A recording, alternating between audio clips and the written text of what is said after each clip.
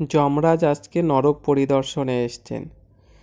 মদনচন্দ্র রায় একজন নবাগত নারকী, অর্থাৎ ভদ্র ভাষায় বলা যায় পটল তুলেছেন। যমরাজকে দেখে মদন তার কাছে হাত জোড় করে হাঁটু গেড়ে বসলেন। এই, তোমার কি চাই? হঠাৎ পায়ে পড়তে গেলে কেন? আগে 2 ঘন্টার জন্য ছুটি চাই আমার। বাহ, আবদার তো মন্দ নয়। তা কবে আসা হয়েছে এই নরকে? এই তো বেশি দিন আসিনি, আজ 2 মাস হলো। এর মধ্যেই ছুটি?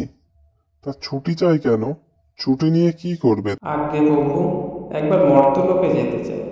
ওখানে কলেজে নাকি আমার শোক সভার আয়োজন করেছে, তাই একটু দেখতে যেতাম। হ্যাঁ বটে। এই চিত্রগুপ্ত, তুমি এদিকে এসো তো। তোমার খাতাটা নিয়ে। কোথায় যে থাকো, কাজের সময় তোমাকে পাওয়াই যায় না। আজ্ঞা করুন প্রভু। এই পেতটির কর্ম কি? প্রভু, এর আগের নাম মদন চন্দ্র রায়। পেশা ছিল ওকালতি, মাস্টার ও নানা রকম ব্যবসা। প্রায় 10 বছর প্রধান এবং 5 বছর এমএলএ ছিল। 2 মাস হলো এখানে এসছে। অনেক রকম খারাপ কাজের জন্য 500 বছর নরকবাস হয়েছে।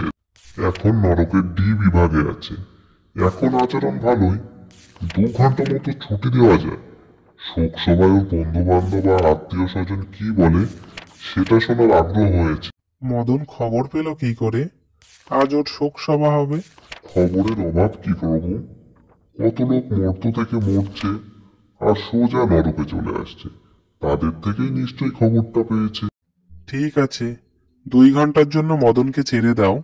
সঙ্গে একজন প্রহরীকে পাঠাইও। এই প্রহরী, তুমি এই প্রেতের সাথে মরতে যাও। দেখো যেন নতুন পাপ না করে বসে। ঠিক 2 ঘন্টা পরে ফিরিয়ে আনিবে। তারপরে যমরাজের আদেশে মদনের মর্তের দিকে যেতে লাগলো।